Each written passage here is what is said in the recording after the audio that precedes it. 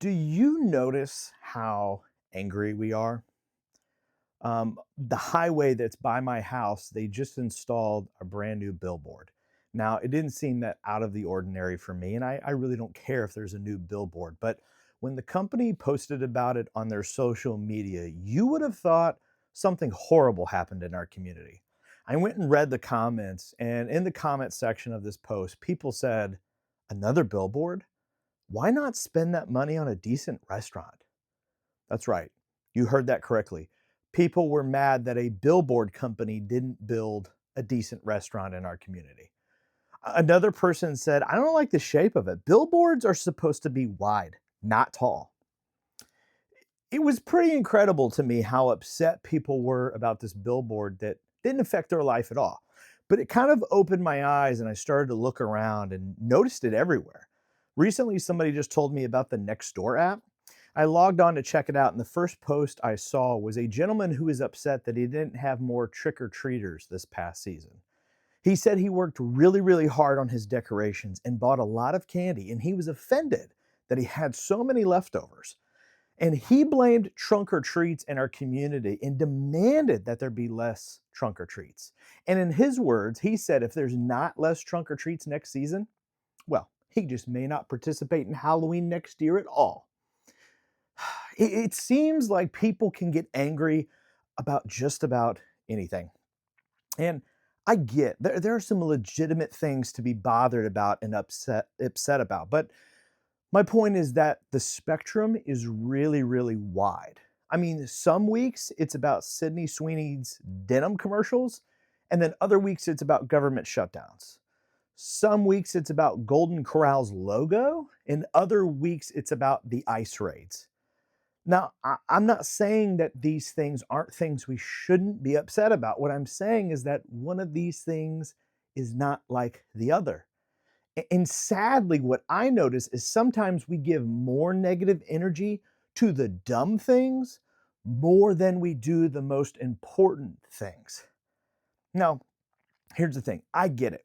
I was in college when social media was born, okay? I'm a millennial. I was born into this. I'm OG, okay? My generation knew how to express anger better than anybody. We had Limp Bizkit. And I'm telling you right now, I was a pro. I mean, if you ticked me off back then, you would know it so fast. I would take you out of my top 5 friends on MySpace, and my background music told you exactly how I felt. But not just on MySpace. I mean, I kind of was an original keyboard warrior myself on Facebook. And I hate to admit this, but I was pretty quick to type and pretty slow to listen. In college, my roommate Darren labeled me a pot stir because I always had a point and I always typed my point. Actually, I kept commenting and kept making my point until I won the debate. Now, I'm not proud of that. I've gotten a lot older and a lot more empathetic, and I'm much, much quicker to listen. And quite honestly, I just don't care as much the older that I get. But this isn't something I see a lot of people growing out of. See, I used to be able to say, well, that was when I was younger. I used to be able to say it's kind of a generational thing. But the problem is that today it's not a generational thing because every generation is bad about it. And here's what's worst. It's just as bad in the Christian culture. It seems like Christians might even actually be angrier than the rest of the world. I noticed it starting back in COVID. During COVID, I was a pastor, and it came to a certain point where everything shut down. The government said that we couldn't meet anymore, and as soon as that happened, Christians got very, very angry. There was almost this talk and attitude that like we needed to rebel because people felt like their religious freedoms were being taken away. I remember people encouraging me to fight back and meet anyway. But honestly, it felt just wrong and disrespectful if we did that. So we waited until we were given the green light. But even when the government said that we could meet, masks were mandated, social distancing was encouraged. And again, we tried our very, very best, but it didn't seem to matter. Our best still wasn't good enough for people. People were still upset. And even eventually, when COVID actually did blow over and things got back to a normal, it felt like this attitude still lingered in the air. This attitude of we have to take a stand up against them still remained. It didn't stop. Except for after COVID, I'm not really sure anymore who them is because the government has changed a lot of different times, but the attitude still remains. It feels like we have to stand up against them means standing up against anyone who doesn't think, believe, live, or vote like you. Now, Christians have tried to spiritualize it and say that we're standing up for the truth. But again, I ask you, Christians who are standing up for the truth, whose truth? I mean, because come on, let's be a little honest, right? When we talk about standing up for the truth, we're talking about your truth, right? Talk about anger. That's going to get someone in the comment section very, very upset. And I already know what you're going to say. Well, not my truth. I'm talking about the biblical truth. But this is still misguided Christian theology because the truth is Jesus, and Jesus is love. That is the only thing that we stand on or we stand in. And that truth never carries a sword. The reality of our situation is that we live in a world that rewards reaction. And whether you agree with me or disagree with me, here's something that no one can deny. Being this angry and fighting this much steals your peace. I mean, when we're this upset, when we're standing up for something, when we're fighting someone else, we lose sleep, we lose joy, we lose good relationships, we lose integrity. And Christians, listen to me really, really closely. You are losing people and your ability to influence people. And come on, we've had some time now of standing up for the truth, right? We've had some time to kind of evaluate the results of our stand that we've taken. These battles have not made our world any less chaotic. In fact, the chaos in the world has only grown. People are poorer today. People are sicker today. Food is harder to find. Depression is on the rise. Immigrants are more fearful than ever. And when it comes to empowering the next generation, oh my gosh, let's just say I am so afraid of what is ahead. See, the thing is we can evaluate, we've had some time to evaluate this new surge of anger and concern, and it has not led to strength. It's not led to the good life. Some of us are walking around just exhausted. But the thing is we're not exhausted because life is too heavy. We are exhausted because we are swinging a sword in every direction. And here's the thing, we've been talking about the good life. I think that the good life isn't found in clapping back or standing up for the truth. I think it's found in a different path, a path I've been on, a path that I think Scripture reveals and Jesus wants us on. You know, when Jesus came on the scene, he was about 30 years old, and most of his apostles were between the ages of 15 and 35. Now, they were all Jewish, right? And their country had completely fallen apart. For generations, they had been the lower class. They had been taken advantage of by the Romans, and before the Romans, it was somebody else. And they knew, they were hoping, they were anchoring themselves to the prophecies that they were waiting on and going to get a savior.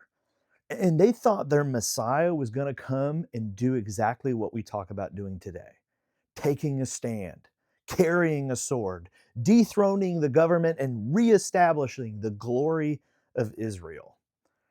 And Jesus, he kept laying clues that this wasn't going to happen, but they never really got it until, well, everything hit the fan and it all began. During Passover, Jesus and the disciples gathered for a special supper. All of a sudden, in the middle of this, Judas sneaks off.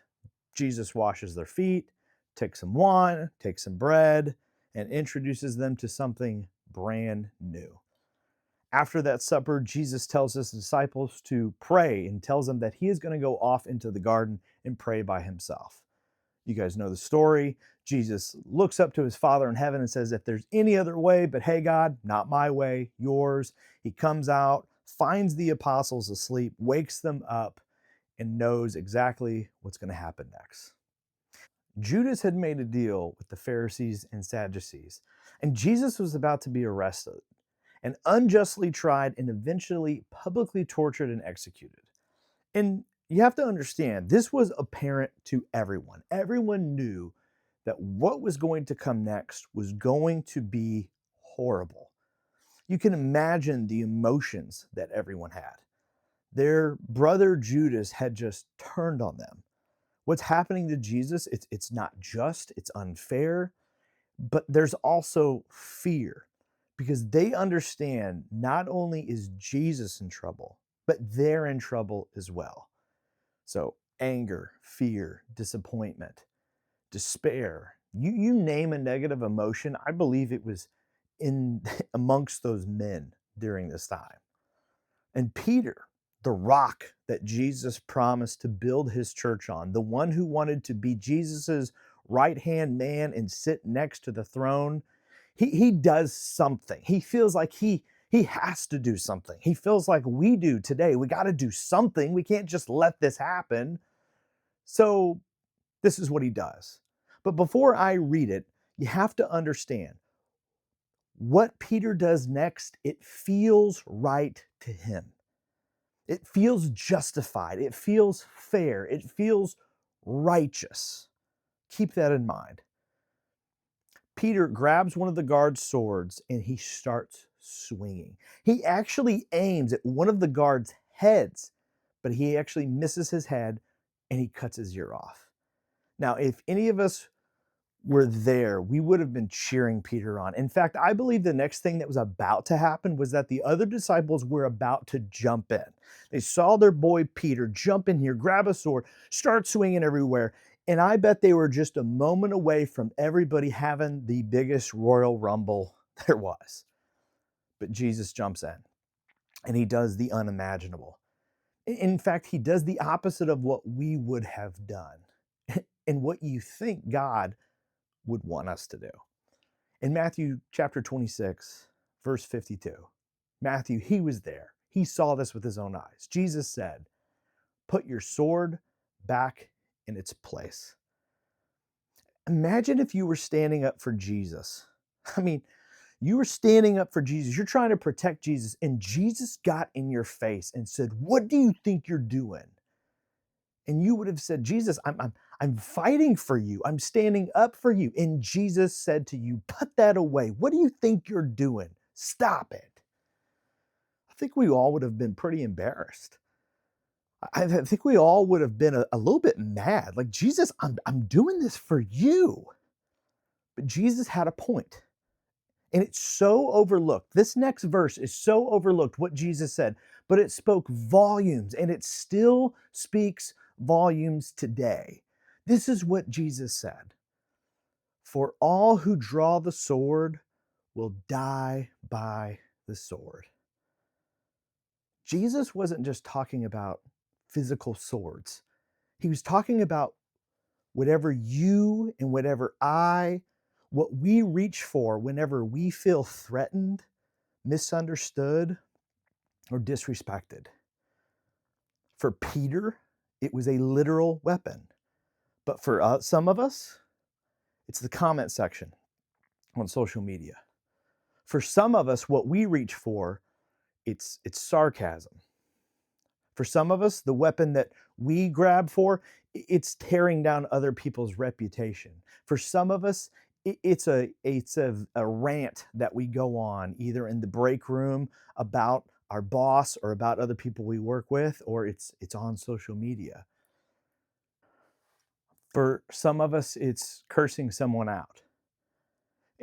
And Jesus' point is this: Peter, this fight that you're trying to start, this fight, if you jump in this, if you fight back, if you fight fire with fire, if you try to take this stand, this fight will take more from you than it gives to you. Fighting back will feel right in the moment, will feel just, will feel fair in the moment, but fighting back will make you think you have power and control. But the truth is that you just gave up power and control. Jesus' words weren't just correction, they were invitation. He's saying you don't have to live that way anymore. So put your sword down, Peter, because I'm about to show you a better way. You're not going to change the world by standing up, by grabbing a sword. You're going to change the world by actually laying your sword down. And Jesus would do just that. Jesus actually did that multiple times. He laid down his life. Even when he had the opportunity to save his own life, he freely laid it down so that we could receive mercy, grace, and forgiveness. Peter eventually did put his sword down. And years later, he became the leader of a movement that changed the world, a movement that was built on grace and forgiveness, not anger or retaliation. I believe that the good life isn't found in winning fights. The good life is found in laying down your weapons. And listen, I'm not the only one. So many of the leaders of the first generation church, they echoed this belief. For instance, James, the brother of Jesus, he led the church in Jerusalem. Now, that might sound great because it's in Jerusalem, but this was actually the worst assignment you could have because the Christians of Jerusalem were some of the most publicly scrutinized and also the most under supported. If anyone had a reason to stand up and fight for their rights, it was the Christians of Jerusalem because they were so hated. And they wanted to, believe me, they really did. They had the same attitude that we have today. But James, he writes them a letter, and listen to James's advice. In James chapter 1, at the very beginning of the letter, in verse 19 and 20, this is what he says. Everyone should be quick to listen, slow to speak, and slow to become angry, because human anger does not produce the righteousness that God desires. I think that deserves to be read again.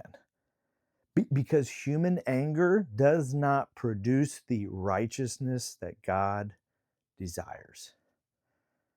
I think God understands our anger, but James knew what we've seen.